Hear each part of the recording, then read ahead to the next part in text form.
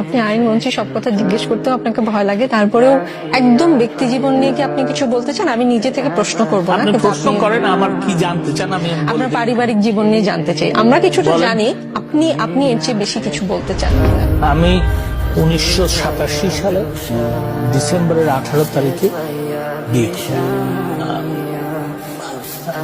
আমার স্ত্রী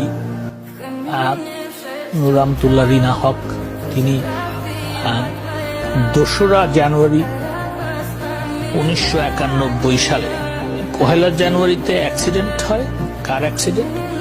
2রা জানুয়ারি